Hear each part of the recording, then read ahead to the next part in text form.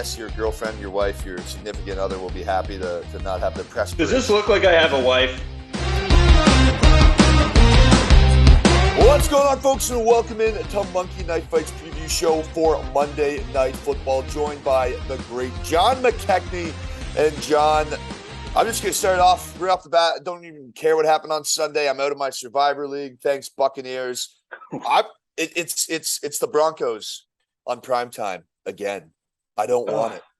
No, time is a flat circle, as Matthew McConaughey once said. And yet again, we're getting the Broncos on primetime. I don't know what we did to deserve this. The NFL schedule makers need to be put in timeout for doing this to us. I understand it to a degree where it's like, oh, wow, the Broncos might actually be good. They've always been a quarterback away since Peyton Manning. Maybe this is going to turn. No, Russ is beyond cooked. It's not let Russ cook. It is Russ is cooked. And boy, we still have to bear witness to it at least a couple more times this year, including tonight.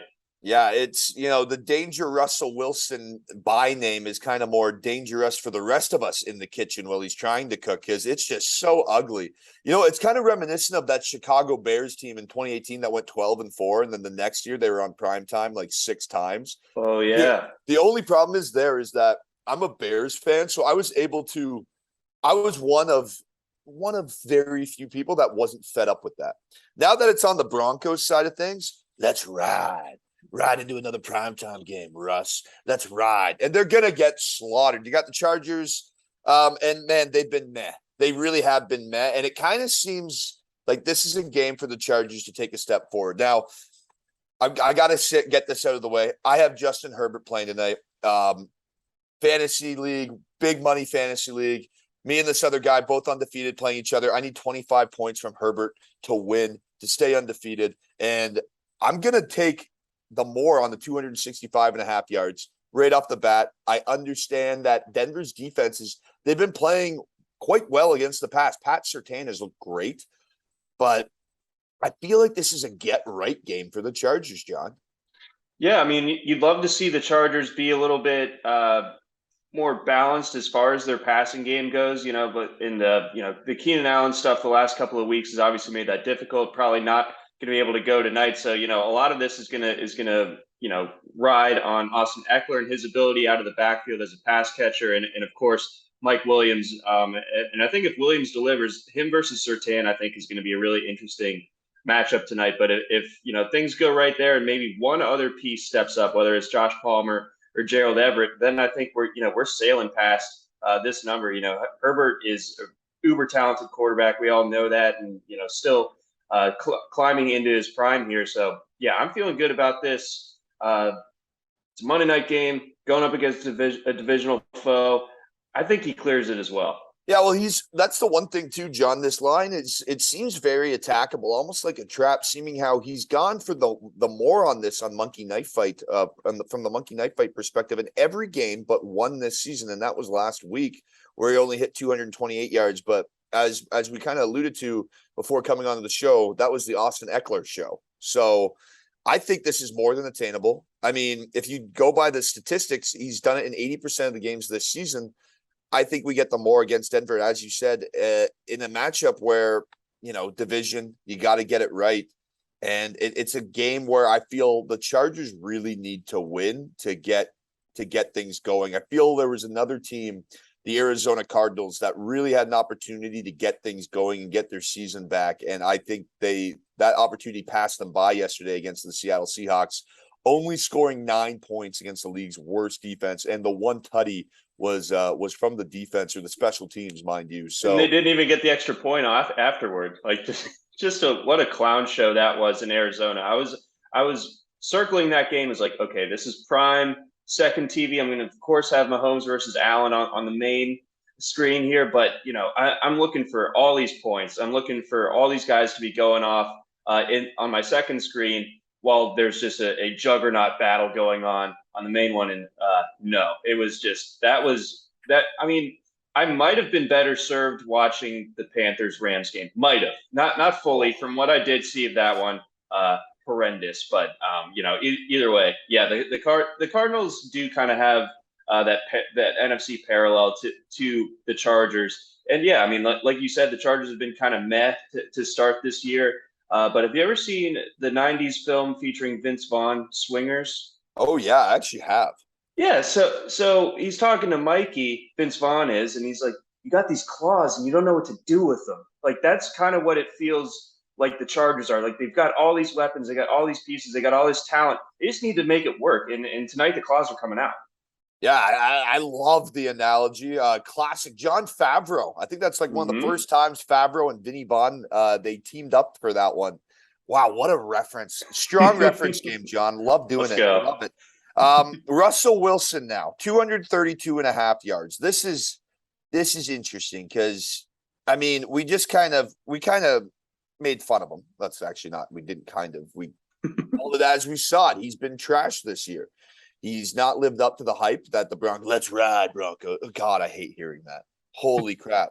You know, if this guy just, and it's like he ends every press conference with, thank you, God, you know, stop praying, start practicing. You might win some games. I'm taking the less here just because he's been so bad. He has been terrible. There's no denying it. But I think with this line being as low as it is, with him having just played last Thursday night, and for as bad as that game was, he still threw for 270 in that one against Indianapolis. Maybe not as talented of a secondary as the Chargers, but I think somehow it's ugly. Like you're going to be sweating the more here all night. I'm guessing, but I think just the collection of Hamler, Sutton, and Judy just kind of drags him over this number. It's not going to look pretty, but he gets there. Yeah, Cortland Sutton's looked good, but the one reason that I'm kind of leaning towards the less is just I've seen Russell Wilson evade pass rushes over the years, and he's looked great doing so. This season, not at all. And now you have Khalil Mack, who's quietly putting together a pretty solid season. I mean, that Bosa, if he's healthy, you never know with the Bosa brothers if they're going to be on the field or not. But if that pass rush gets into Russell Wilson's face, I don't see him getting those deep shots to Jerry Jeudy, and that's really the bread and butter there. And those are where those big yards are going to come. So I feel like it's going to be a lot of those medium routes to Cortland Sutton. And I just 232 could be a lot of Melvin Gordon. And Melvin Gordon's coming off of a good week, and we might as well jump into that right now. Melvin Gordon, Austin Eckler, holy moly, running backs. Austin Eckler, I guess, is the holy moly in that one. And where are we going to start here? Pick one, Brian, and we'll follow your lead, baby. We'll follow your lead. We got all these guys to go with. Boom. We'll start with Melvin Austin Gordon. We'll go Melvin Gordon, although Austin Eckler's face is on the screen. But Melvin Gordon, 55 and a half yards, little banged up. This is a more spot for me. Based off projected game script, I think Denver has to get the ball going. They lost Williams, obviously, so Gordon's going to be that feature back. Boone had a lot of touches last week, but Gordon is that guy. 55 and a half, I feel, is a must for Broncos country to ride tonight. Good call. And obviously, this is something very important to me. A Melvin Gordon revenge game, you know, when a man has revenge in his heart, he's a dangerous man. So, you know, you have to keep that in mind for Melgo this evening. The only way he doesn't get there is if something that's been happening all season does continue. If he fumbles again tonight, then I think it's Boone time until the cows come home. And we're just seeing sad Melvin Gordon looking, you know, side-eyed at Russell Wilson on the sidelines for the rest of the night, even though it's his fault he's on the bench because he's fumbling all the time. So that's the only way it doesn't happen. If we see the normal Melgo, then we're going over 55. Yeah, and realistically, man, you hit that note with the fumbles this season. It's been just a ruckus train for him. Just every time there's a little bit of contact, he fumbles the ball, and then you see him last week where he's making the extra effort to carry it. He's not even getting contact yet, and he's already wrapping up the ball, and it almost squeaks out again. Yeah, I mean it's bad. It's very disrespectful to the Wisconsin Badgers. You know, that's a program that is all about taking care of the football. Melvin got far away from where he's coming from by all these fumbles here. Yeah, our boy Nick Whalen can't be too impressed with that one.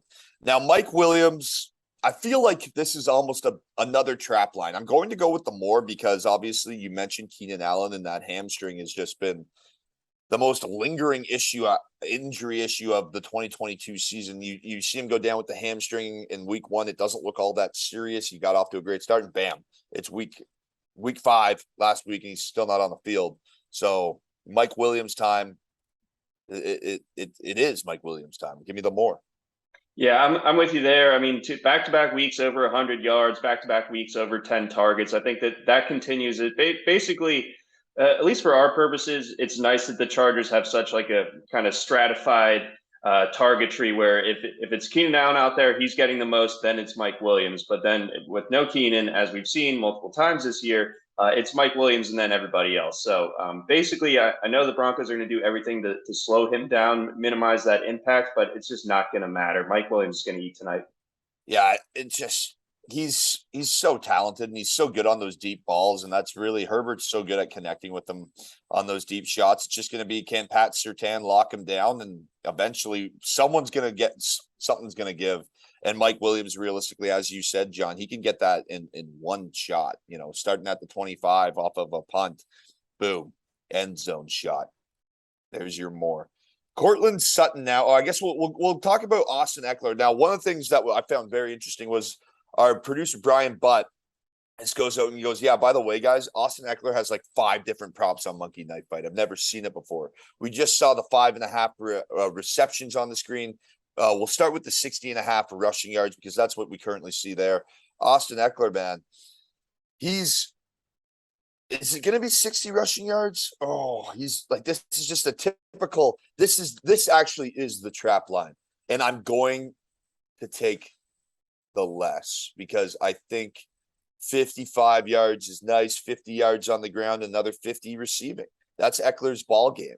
And I think, Herbert, check it down. You said Keenan Allen's not in there. It's been the Eckler show. I'll take the less, but not because of lack of production.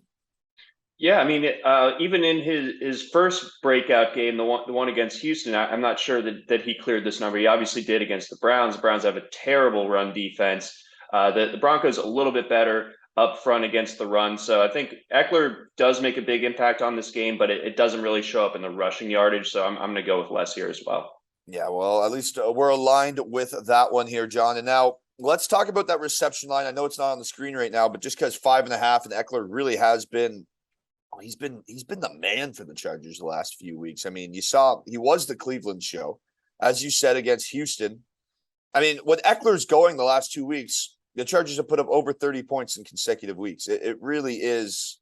If he's going, things are going well. Now, last week, Eckler only had 4 targets, but he caught all 4 of them. Week before, 7 targets, 6 grabs, 8 targets, 8 grabs, 10 targets, 9 grabs. I'm going to take the more. As I said, I think he's going to be involved out of the backfield. If he's catching all 4 of his targets, he's so talented. He's got such soft hands.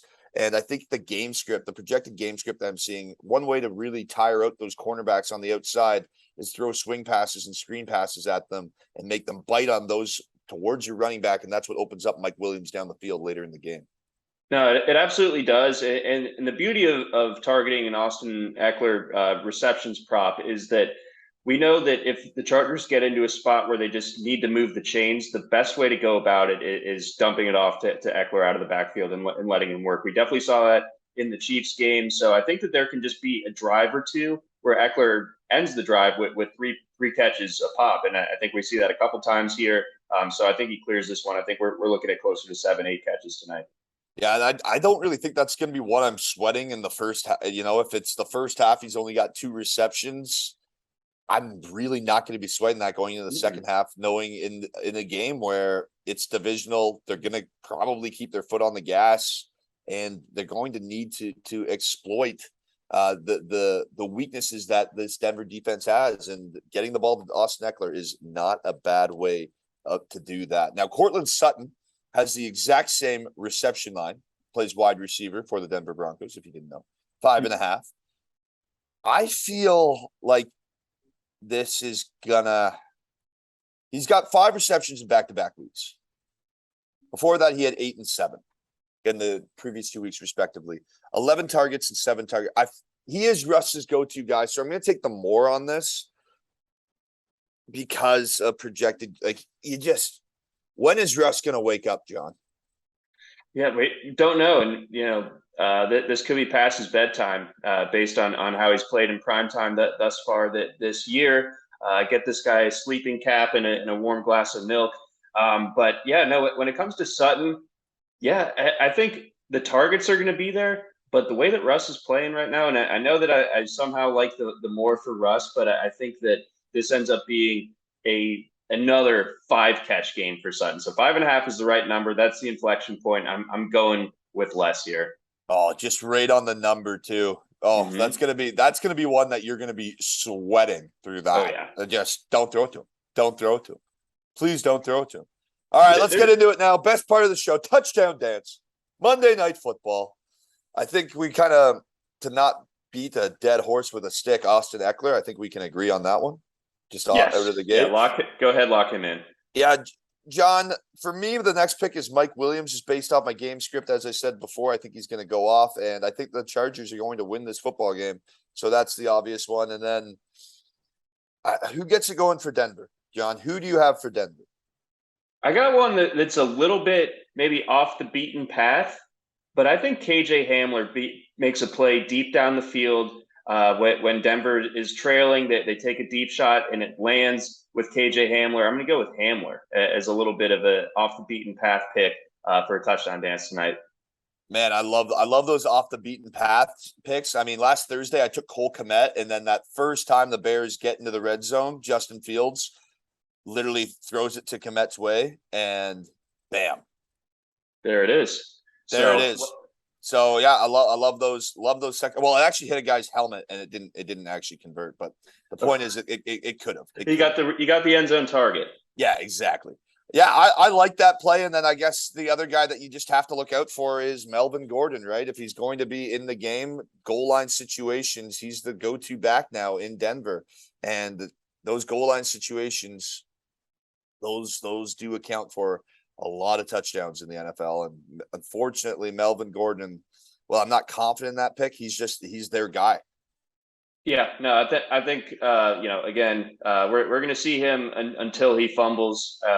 We're thinking that Denver finds its way into the red zone at some point before that happens, and therefore Melvin has a pretty good chance of scoring tonight. I like that call. Yeah, I'm all right. That's a good little touchdown dance. Now, John, projections for the game. Denver Broncos primetime. Are they back on primetime again? They can't be. They might be. I mean, it's still only week 6, or well, I guess. I think we see them a couple more times, if I remember correctly. Like we're not rid of this curse just yet. They have a London game in 2 weeks, so 9:30 a.m. Okay, so now maybe that'll be a daylight savings time week where you get that extra hour. But even still, just go ahead and sleep through it that Sunday. Just go ahead. No one's going to be mad at you. No one's going to know. Just go ahead, sleep through that Broncos London game. I mean, unless Russell, is that what it takes to wake him up? A little time change, get across, skip over the channel, have some tea, have a full English breakfast. That can give you superpowers, I guess. I usually wouldn't think that a full English breakfast, if you've seen one, would give you superpowers, but maybe for a guy like Russ, it would. I mean, the cooking can't get worse than what we've seen this year.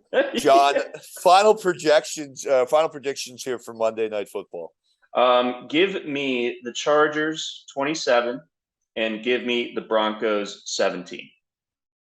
Chargers 27-17. I like it. Yeah, I'm going to go. I think, well, it's not actually so. I think I said this before, fantasy purposes. I need my boy Herbert to go off tonight. So I need at least 3 touchdown passes, maybe rush one in. Obviously, you got to count for Eckler. So 28 points minimum. So I like where you're at there, 27, 28 points. I need that. So I'll go 28, and I don't really care what Denver does. I guess if they keep it close, it's better for me. But I don't trust 28-21. Okay. All right. So, but either way, the Chargers covering tonight. Yeah, I think that's really the safe bet there, John, is the Chargers to cover. And then obviously any of those props that we talked about, I'm pretty high on a lot of those Charger ones.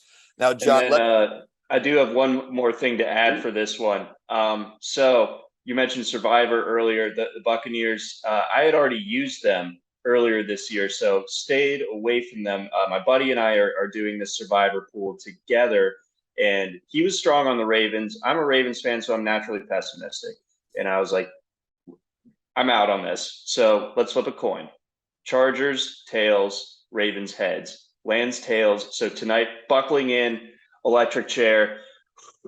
I really need the Chargers to come through for us tonight if we're going to survive. So it's always painful doing the Monday night for your survivor pick, and I signed up for that pain. So let's see it. Yeah, I mean, that's gonna be a sweat. But hey, if we both have them covering, then maybe not as sweaty as well, I guess your girlfriend, your wife, your significant other will be happy to not have the press. Does this look like I have a wife?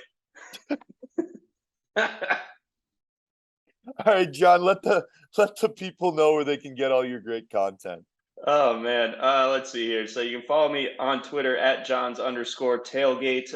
Tweeting nonsense pretty much around the clock over there. You can follow my college football stuff over at rotowire.com/cfootball. All of our rankings, projections, articles, all that good stuff. Also in charge of our sports betting. We just redid our navigation over on rotowire.com. Looks very fancy, very slick. Anything that's under the sports betting tab, I might have my fingerprints on it. So take that for what you will. I love to hear it, folks. That's John McKechnie from RotoWire. As he said, I don't really want to go. I've had so much fun on this Monday morning show, but likewise, things to do. Russell Wilson memes to come up with and create. I just sent one to our guys in the chat here. It's Gordon Ramsay just yelling at Russ. That's not cooking. That's garbage. Idiot sandwich. All right, folks. Thanks so much for tuning in to our Monday night preview show here on Monkey Night Fight. I'm Conner Rowntree. That's John McKechnie. Enjoy the football.